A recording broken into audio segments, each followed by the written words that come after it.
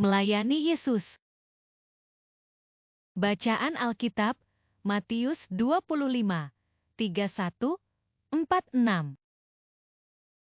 Ayat emas. Matius 25, 40. Sesungguhnya segala sesuatu yang kamu lakukan untuk salah seorang dari saudaraku yang paling hina ini, kamu telah melakukannya untuk aku. Renungan.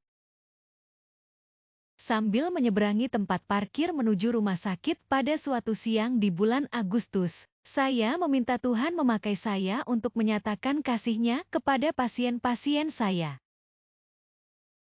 Sebagai perawat, saya memiliki banyak kesempatan untuk berdoa bagi para pasien dan keluarga mereka dan menjadi bejana yang dipakai Allah.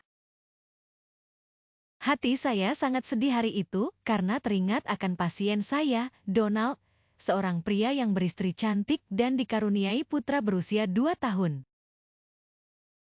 Donald didiagnosa menderita leukemia setahun yang lalu, dan staf perawat mengamati bahwa kesehatan tubuhnya semakin lama semakin memburuk. Menjelang hari-hari terakhirnya, istrinya yang masih muda dan cantik selalu menjaganya di sisi tempat tidurnya. Seringkali istrinya menyelinap keluar, bersandar pada dinding, dan menangis. Jika putranya melihatnya, ia akan melingkarkan lengannya yang montok di kaki ibunya dan bertanya, "Ma, mengapa Mama menangis?" Ketika Donald pertama kali dirawat di rumah sakit, ia ramah dan menyenangkan. Namun selanjutnya, setiap kali menjalani kemoterapi, ia menjadi pemarah dan suka menyendiri. Setiap perawatan selalu membuatnya tinggal lebih lama di rumah sakit, dan bila ia menjadi pasien saya selalu berdoa, "Ya Tuhan, berilah saya kata-kata yang tepat dan tolonglah, agar ia mau membuka hati untuk mendengar tentang Engkau." Ia tetap sopan seperti dulu, tetapi jarang bicara, dan itu membuat saya hanya memiliki sedikit kesempatan untuk bercerita. Dalam kebaktian di gereja pagi itu, seorang pendeta tamu berkhotbah dari Matius 25, 42-44 dan mengatakan bahwa jika kita melayani orang lain, itu berarti kita juga melayani Yesus. Lalu saya berdoa agar Tuhan menunjukkan bagaimana saya dapat melayaninya melalui orang lain. Pada pukul 8 malam saya mulai berjalan dari kamar ke kamar untuk mengecek. Akhirnya saya sampai di kamar Donald, dan saat masuk, saya berdoa agar Tuhan membukakan hati Donald dan menolong saya untuk melayaninya. Saya merasa bahwa saat ini mungkin merupakan saat terakhir saya dapat merawatnya. Tubuh Donald menjadi sangat kurus sehingga setiap tulang belakang dan sendinya tampak melalui kulitnya yang putih.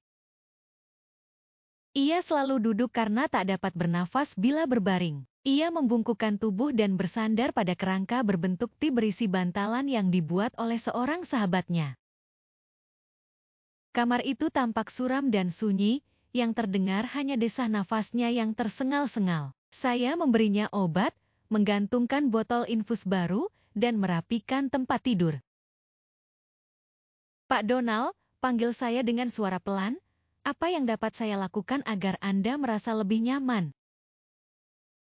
Ia menjawab dengan suara pelan yang lembut namun parau, seperti pria berusia setengah baya dan bukan pria berusia 30-an. "Tolong gosokkan punggung saya, sakit sekali."